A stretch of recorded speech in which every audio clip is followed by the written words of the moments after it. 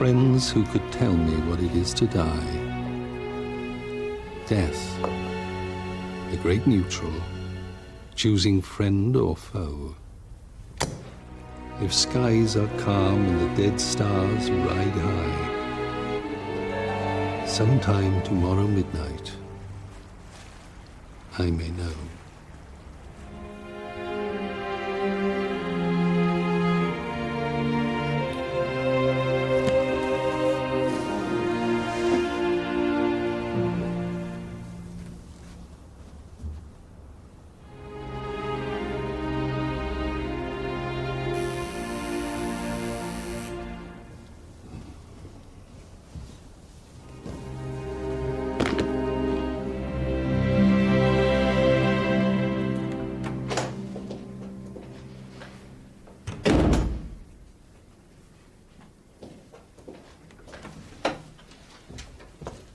Morning, Francis. Morning, Gabriel. Race you to the door. Morning, Miss Claudia. Blackie.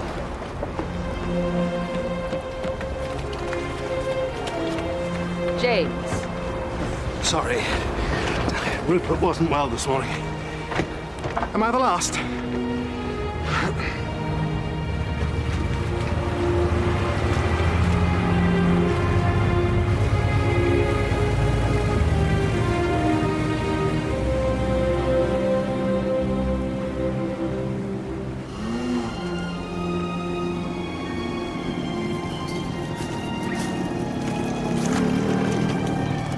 Ready for the fray?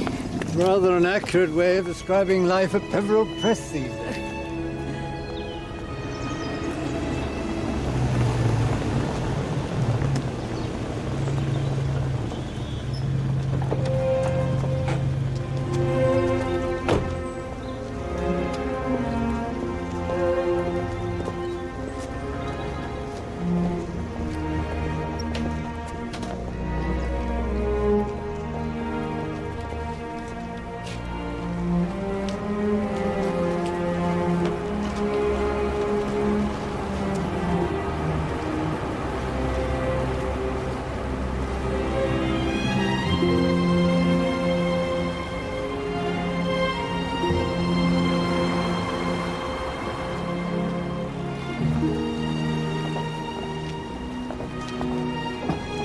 If you like follies, Commander.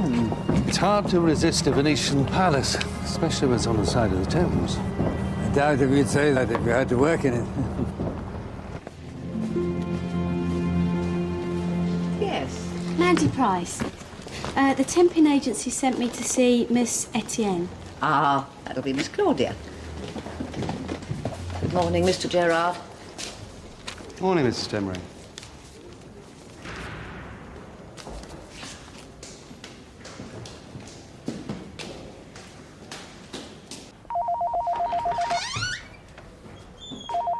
Blackie?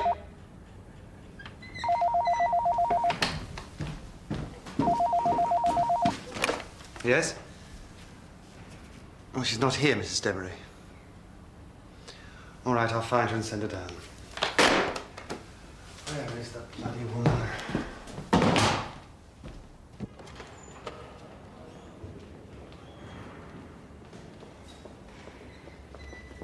Good morning, Mr. Etienne.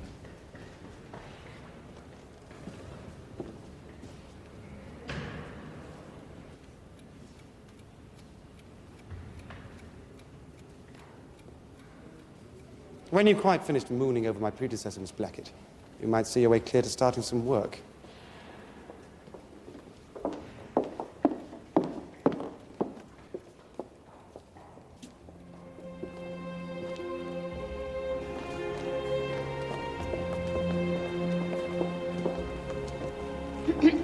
This way, Miss Price.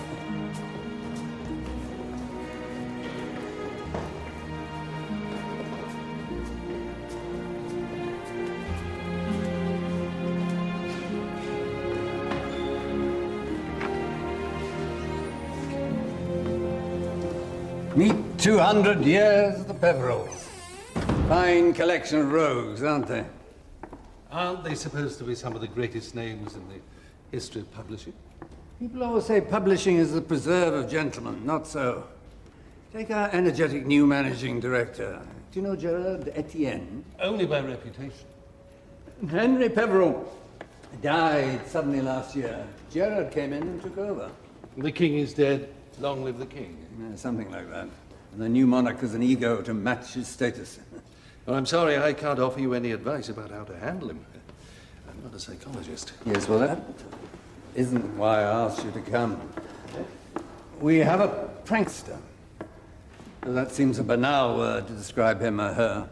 Last week I received an anonymous letter, and I don't mind saying I was very disturbed by it. Well, what did it say?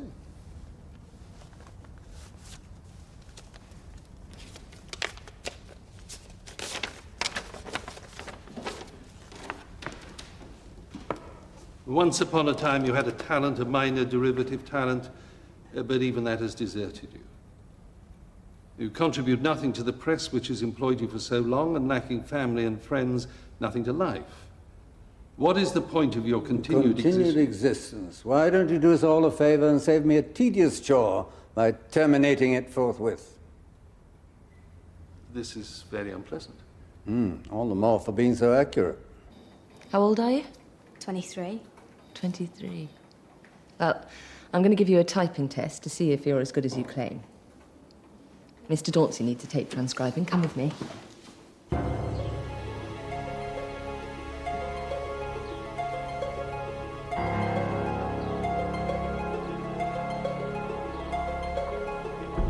This is the room where Mr. Dauncey does most of his work. Oh, it's bad.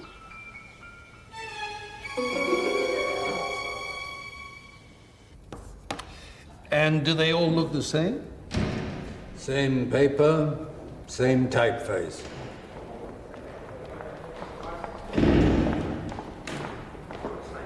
What is going on? Mr. Dauncey, would you come up to the archives room? There's been a terrible accident.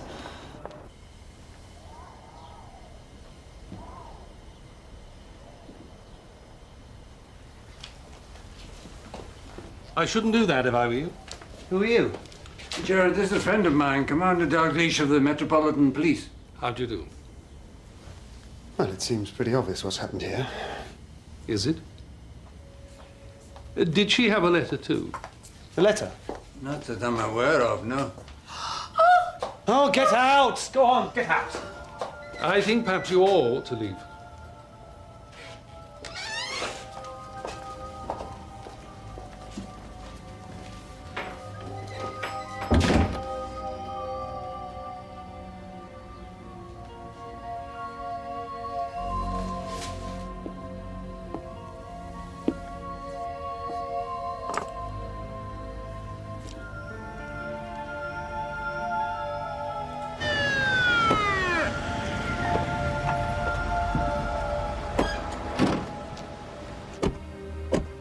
So what happens now? Post-mortem, then we'll know precisely what we're dealing with. That she killed herself. We don't know that. That's for the pathologist to investigate and the coroner to decide. Gabriel tells me that Miss Clements was about to leave. Yes, I had to sack her. Restructuring. It happens. Did Gabriel ask you down here because of the letters? Yes. He's an old woman. He had no business involving the police. He received a letter making a threat against his life. I think that's most definitely his business. You have one too, he said. It's nothing. These threats, they don't concern you? Of course they concern me, but they don't frighten me. What did yours say? I rather think that's my business, don't you? It won't be if it turns out that Miss Clements was murdered.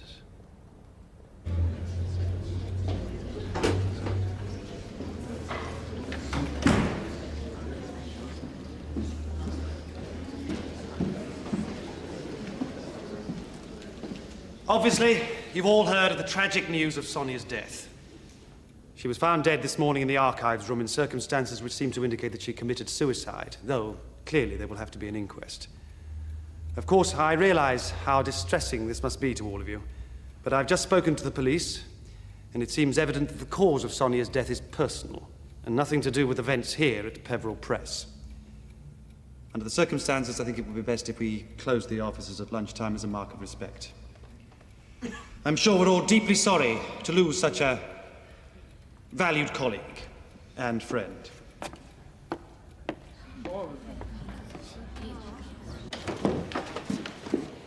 That was rash. What? Saying Sonia's death had nothing to do with the firm. Claudia. She didn't kill herself because I gave her a push. She knew she had to go from the day I took over. And she knew she wouldn't find another job, not at her age. Innocent House was her life. That's sentimental nonsense.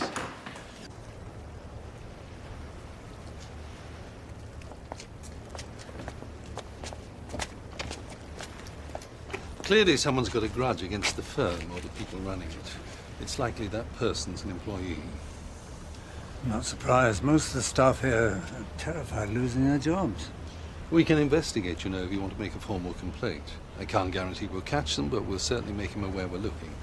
That usually puts a stop to it. Can we just leave it for the moment in view of Sonia's death?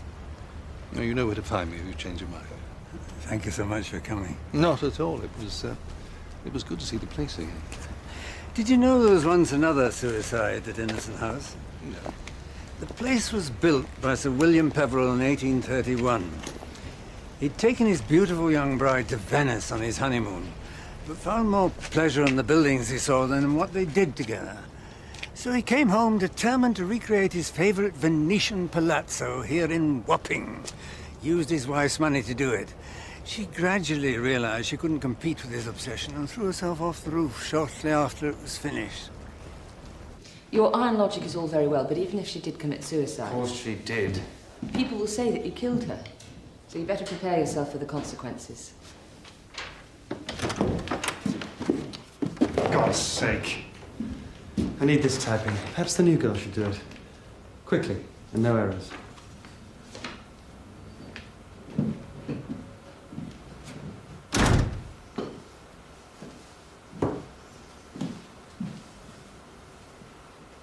What's that?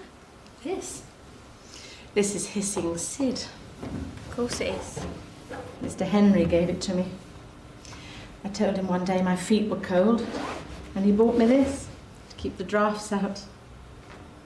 Such a kind man.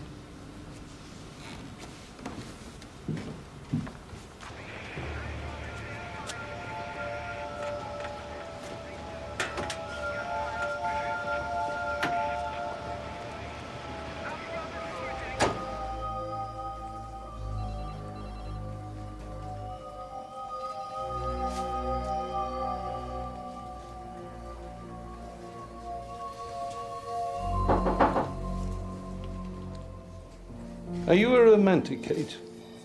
Sir? Do you believe a building can be infused with evil? No, sir. The personnel report you asked me to look at on D.I. Aaron. I've negotiated a start date with us from his division. Good.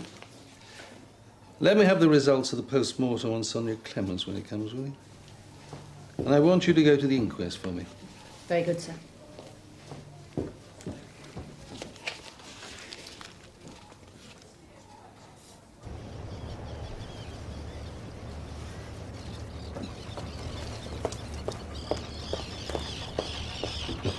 Francis! Oh, hello, James. I just wanted to ask you. Well, it's been such an awful day. I really need a drink. Wonder if you'd like to join me. Thank you, but I can't. Oh. I've got something on. But thanks for asking. It was kind of you. Well, maybe another time.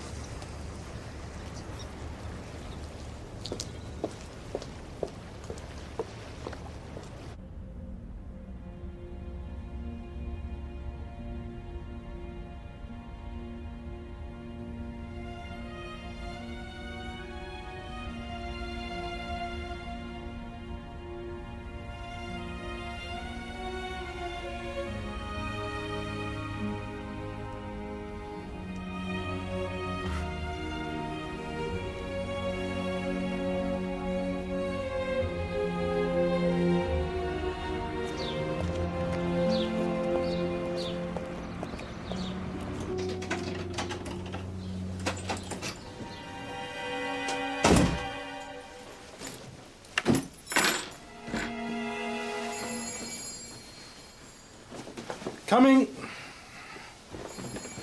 Coming!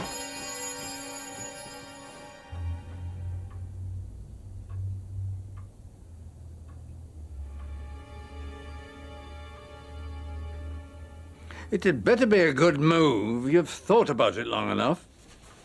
Sorry. Thanks for inviting me up. I needed the company more than the game.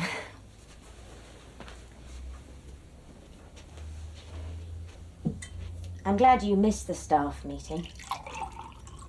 Gerard surpassed himself. No. So cold, so unfeeling. The nature of the man, he doesn't care. Well, he should do. He killed her. Francis, you mustn't say that. You must never say that again, promise me. When I was in church, I tried to pray for her, but it was impossible. All I could think about was him. How happy I'd been before he dumped me. I thought about how we would have run Peveril Press together, the children we might have had. Oh, God, Gabriel, I feel so ashamed. The things you wanted, marriage, children, home, are quite natural desires. You mustn't be ashamed of them. I know, once upon a time I had all three, remember? Oh, I'm so sorry, Gabriel, your poor wife and children.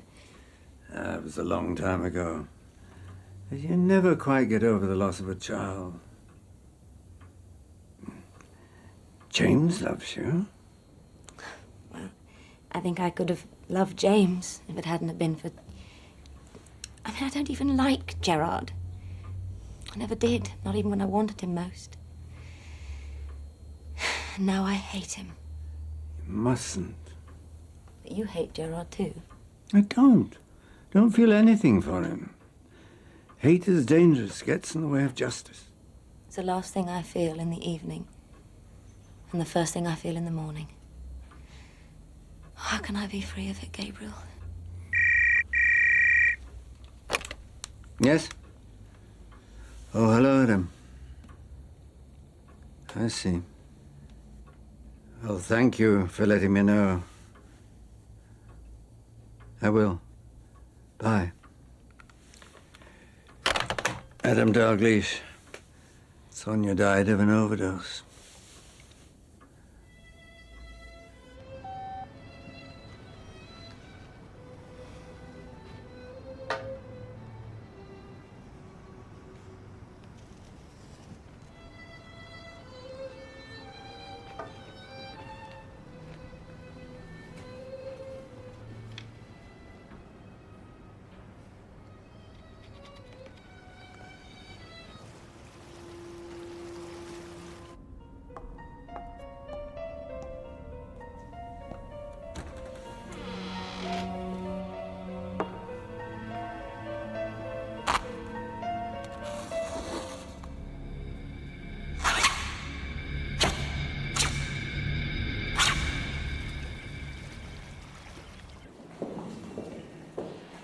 Morning, Francis.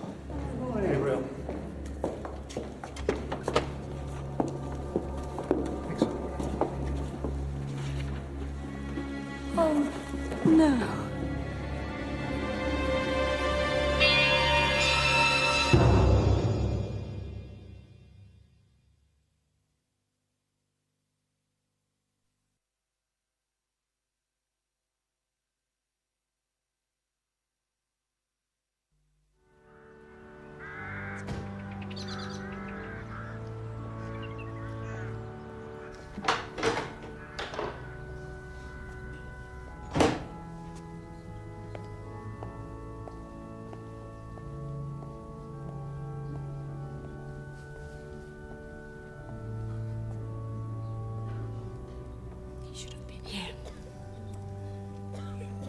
Gerard doesn't like funerals. Took him to Daddy's. Then he had to, really.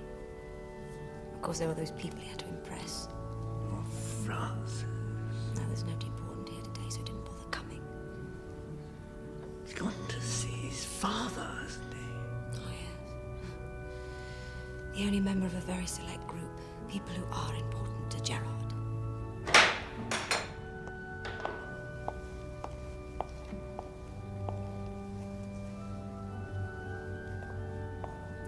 Who's that?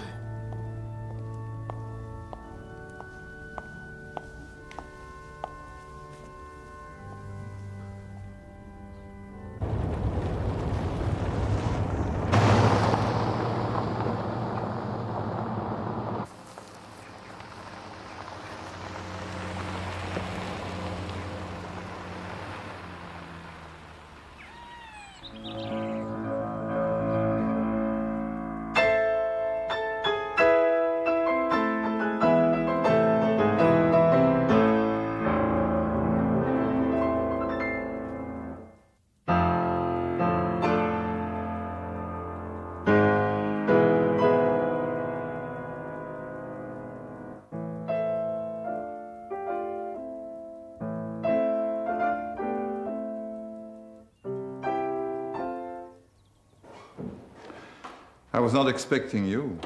Bonjour, Papa. Ça va? Seems hardly a month since you were last here.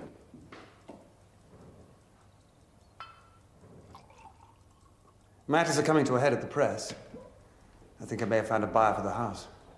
Oh, the grand plan. Scully, the property man. Made a fortune out of systems building, but he's mad about Innocent House. He wants to live in it and seems prepared to pay almost any price. Frances will be unhappy. Well, she's a Peveril. For years, they've squandered money on that building as though the house was the firm. That's nonsense. It is their way. Well, they no longer run the firm, so what Frances thinks is of no real importance. Do you think it's the right thing to do? I have no opinion. You will do as you think fit. Peveril Press means nothing to me now. No. I don't see why you think it's necessary to come all the way down here to give me these reports. Actually, I came to give you some news. Mm. And what would that be? I'm engaged to be married. Her name is Lucinda Norrington. Lady Lucinda Norrington. I see. Second disappointment for Frances.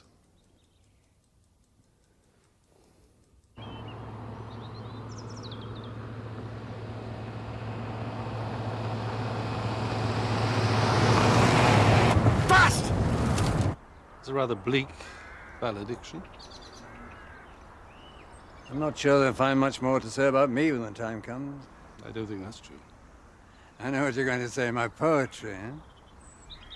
I've always enjoyed your work. That was a very long time ago. Do you know, Original Sin made a big impression on me. I was a fool, you know. I thought I could use a minor talent to exercise the war. You're not writing anymore. Nothing left to say. But I am reading for the first time in years in Greenwich at the Cutty Sark Inn on the 29th, if you feel like coming. Yes, I will. I'm curious. Well, what about? See what I'm still capable of feeling. I have my doubts.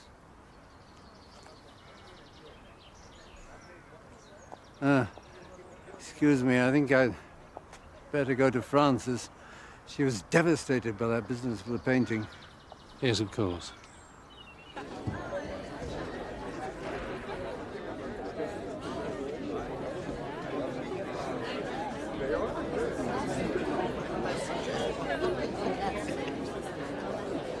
Oh, excuse me. Gerard? Gerard? I was hoping I'd see you here. Hello, Esme. Do you know each other? I wanted to have a word with you about the publication date. What? Of Death on Paradise Island. Oh, that. Now, you know you always publish me in November in time for Christmas, but I haven't had the date yet, nor notification of the launch party. Launch party? I thought as it was a nautical theme, we might use the Maritime Museum in Greenwich. Listen, Esme, the reason you haven't had a date is because we haven't yet agreed to publish. I beg your pardon. There are matters to discuss and resolve. What the hell do you mean? I think we better discuss this at another time and in a more appropriate place. I'll give you a call. Excuse me.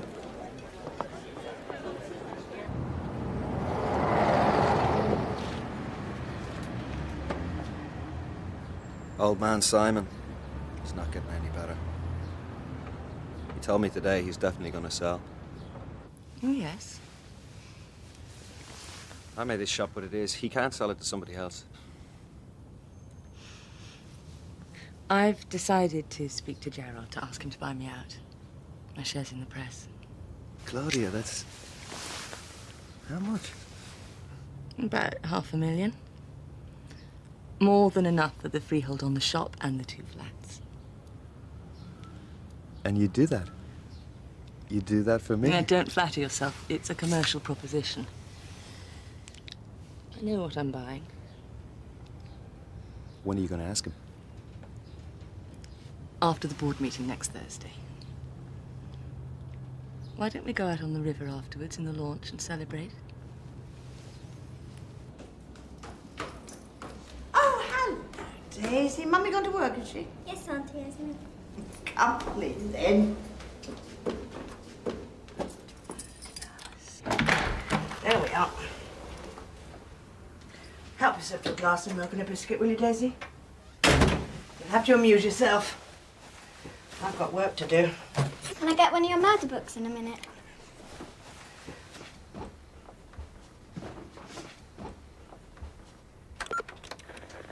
Esme, it's Gerard Etienne. Listen, obviously I couldn't say this before, but we've decided not to publish your book. I know your association with Peveril Press goes back many years, but frankly we're unhappy with the quality of this new one, and certainly in its present state we can't proceed. Obviously we need to talk further. You shit.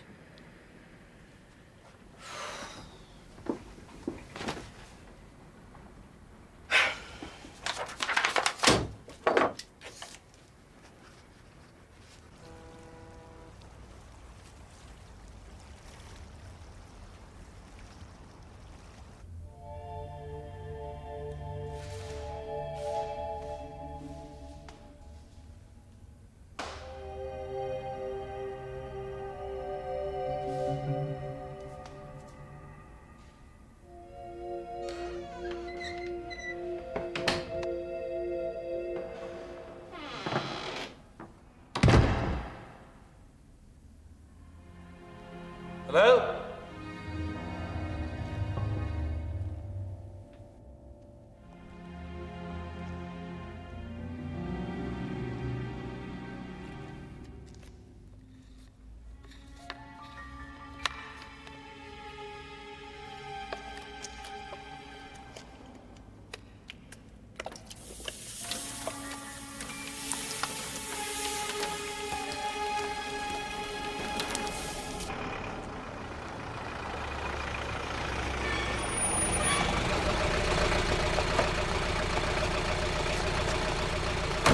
Morning, Gerard. What's the matter? Has your car gone in for service again? Come and have a look. Thank you.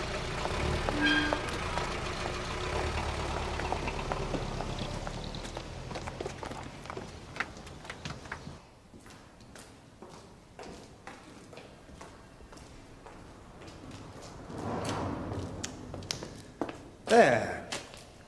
Oh, Gerard. Nice piece of abstract expressionism, isn't it? We've got to do something about all this.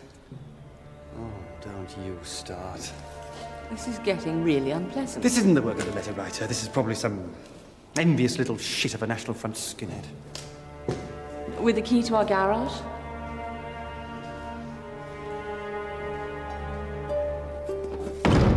Ah, Miss Blackett. This is a private meeting of the partners. We've confidential business to discuss. I'll take my own notes, thank you.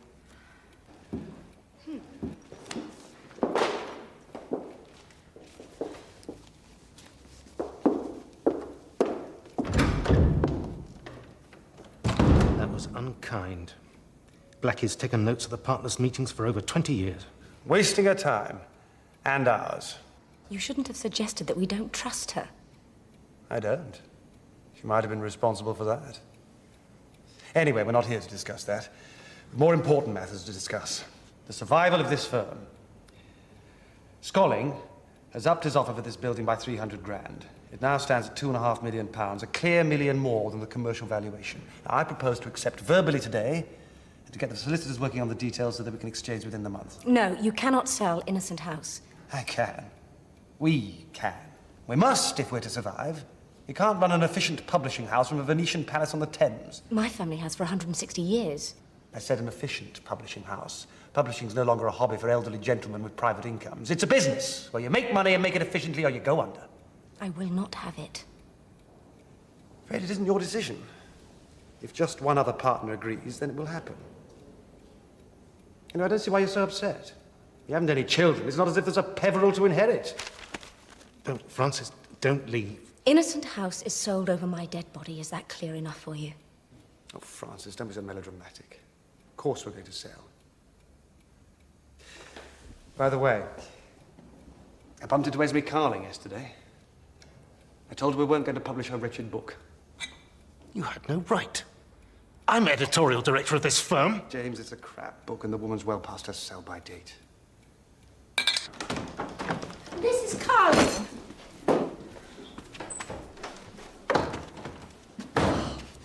Where is he then? I don't think you have an appointment, Mrs. Carling. Of course I haven't got a bloody appointment. I'm not some rep selling paper clips. Where is he? He's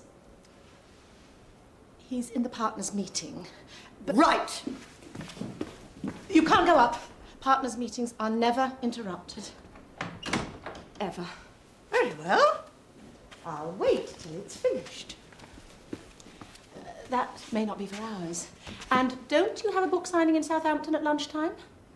I'll let Mr. Gerard know you called, and no doubt he'll get back to you when he has a free moment. When he has a free moment? You stupid bitch. Who do you think you're talking to? It's my talent that's paid your wages for 20 years. Mrs. Carling, please. Just because you worked for old Henry, he spoiled you. God knows why. How dare you? You don't know what he really thought of you. He told me because I was his friend. He was sick of you hanging around gazing at him like a moonstruck cow. He was sick and tired of you and wanted you out, but he didn't have the guts to sack you. No. At least we can rely on Gerard Etienne for that. Tell him I want to see him. At my convenience, not his. It isn't true. You're lying. It isn't true. You stupid cow. She doesn't know anything about it.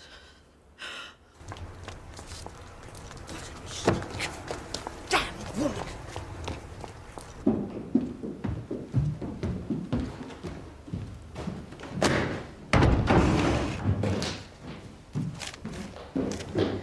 I just think it would have been diplomatic to have discussed it with James first. Where's my bloody diary? Sometimes, Claudia, there just isn't time for the niceties. Have you taken my private diary? Of course not. Isn't it in your right-hand drawer? If it were, I should hardly be asking for it. I brought it up to date yesterday and put it back in the drawer. I haven't seen it since. Well, it was there last night. If you haven't taken it, you better find out who has. If you can't find the diary, I should be glad to have the pencil back. It's gold, and I'm rather fond of it. Are you accusing me of theft, Mr. Etienne? Don't be a fool. No one's accusing you of anything. Just get my diary back. For God's sake, get rid of that bloody snake. It makes the place look like a nursery.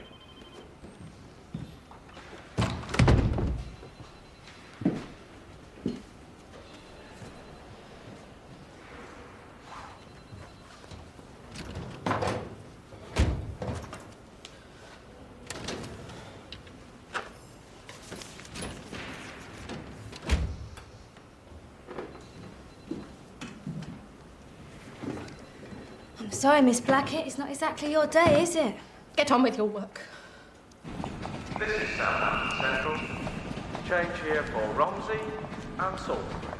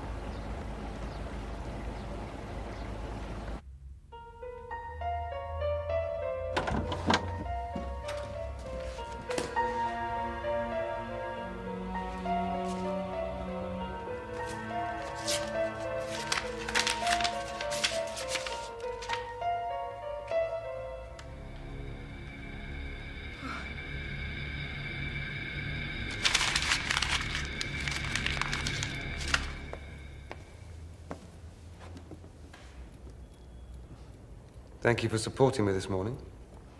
Gerard, you know I'll support you when the time comes. But I want you to do something for me first. What? I want you to buy me out, either partly or wholly, I don't mind which.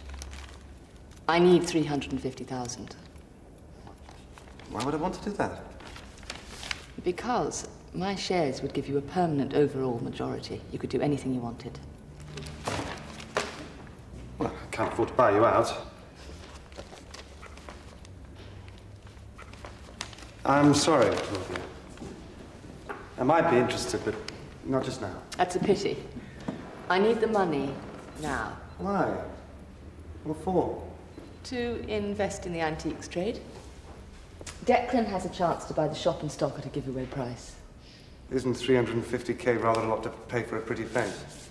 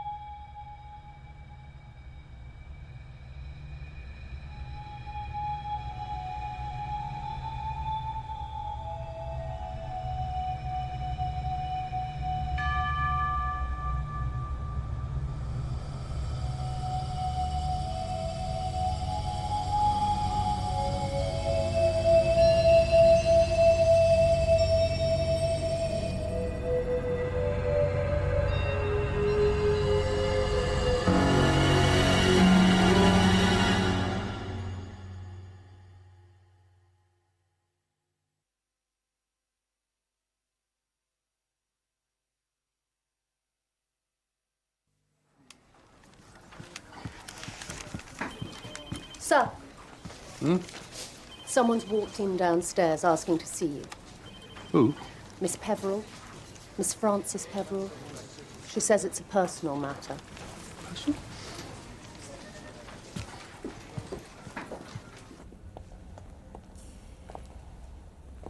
I want to ask you something. Whether you thought Sonia really killed herself. It was the coroner's decision, not mine. Yes, but you were there, you saw her. I wasn't at the post-mortem. One of my officers saw the report and sat through the inquest. It was fairly unequivocal. Death by barbiturate poisoning. There's no evidence anyone else was involved. Do you think otherwise? I don't know. I suppose not. But something's happening in that house, Commander. Something bad.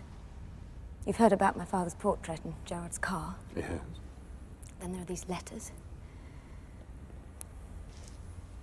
Have there been any more? I got mine today. I see. I knew it was coming.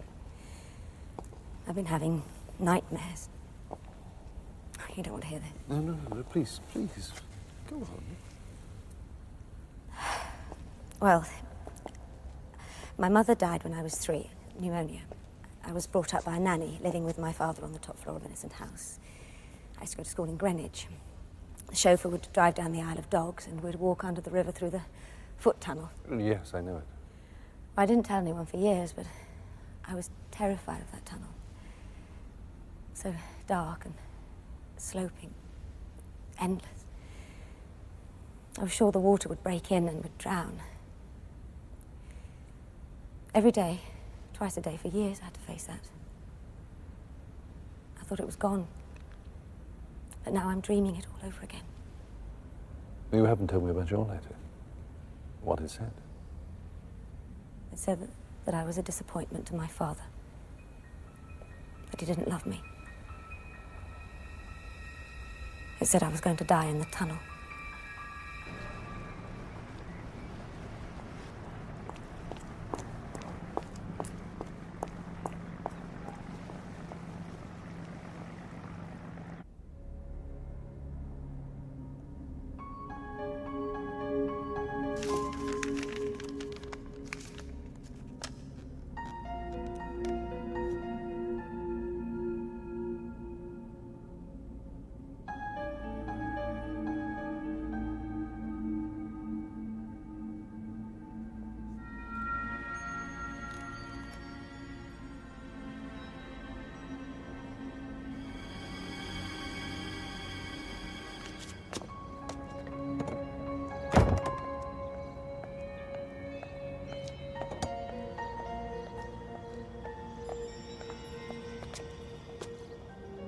Friends, Gabriel Dauncey is one of the most interesting poets of his generation, despite having published only 2 collections.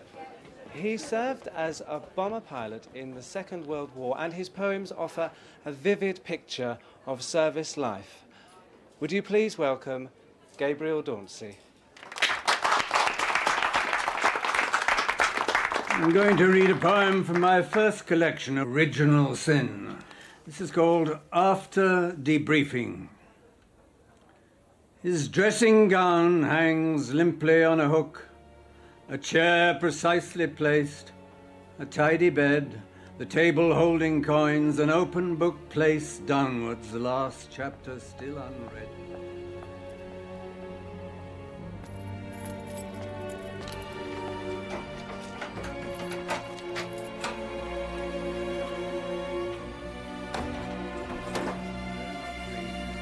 After each raid, the nightly dream returns. I see them blown apart, I watch them die. Beneath their shattered wings, the city burns. They fall like torches from the blazing sky.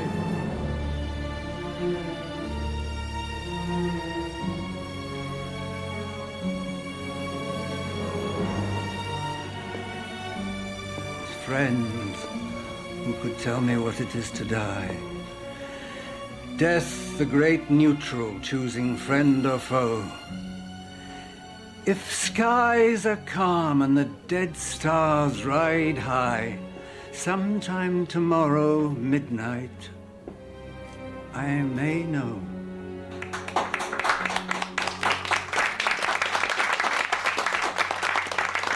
Thank you. I enjoyed your poetry very much. No, Adam, no good. No bloody good at all. I'm going home. Can I give you a lift? No, thank you very much. It's very nice of you. I think I'll just go for a little walk. I feel like being alone.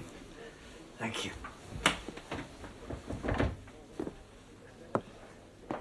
Oh, Gabriel.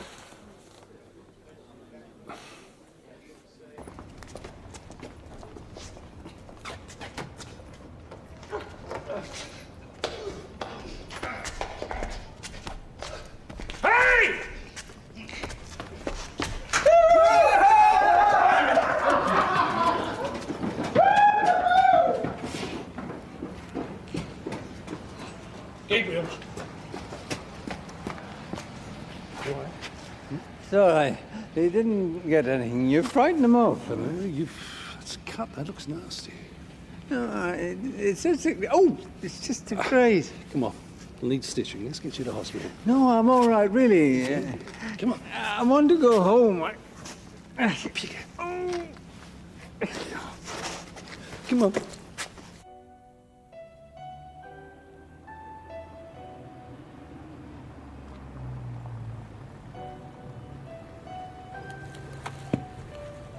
Oh, what a bloody awful day.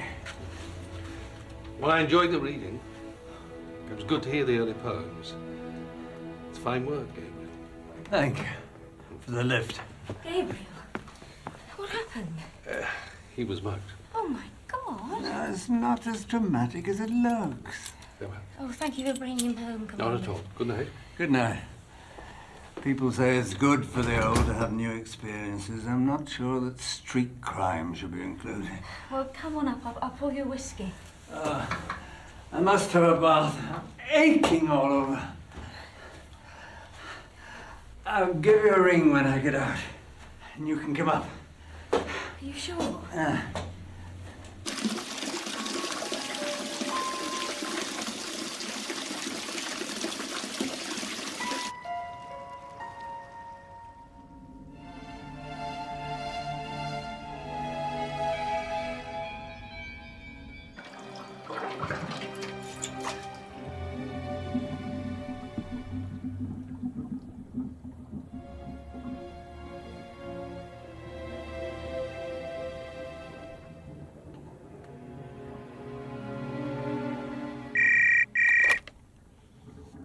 Okay, I'll come straight up.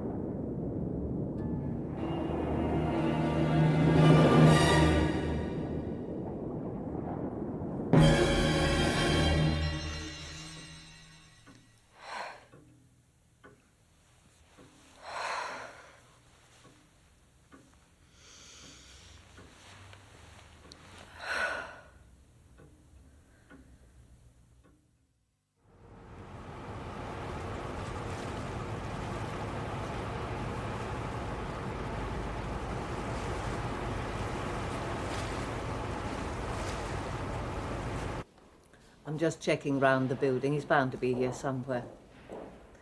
Ah, Miss Claudia. Yes? This gentleman has an appointment with Mr. Gerard at 8:30. Well, I'm sure he won't be long. But he's here. And? But not in his office. His jacket's on the back of the chair, and the front door wasn't double locked when I arrived, so he must be here.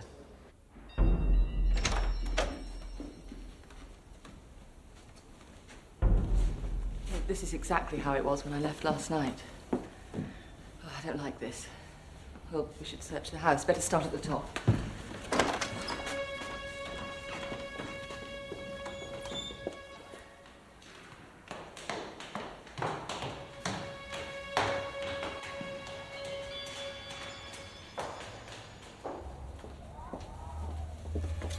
No, not here. Surely you wouldn't come up here.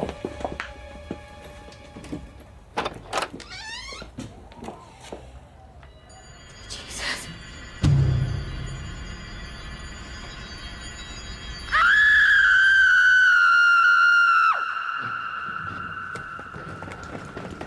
Sister Emily, telephone Scotland Yard.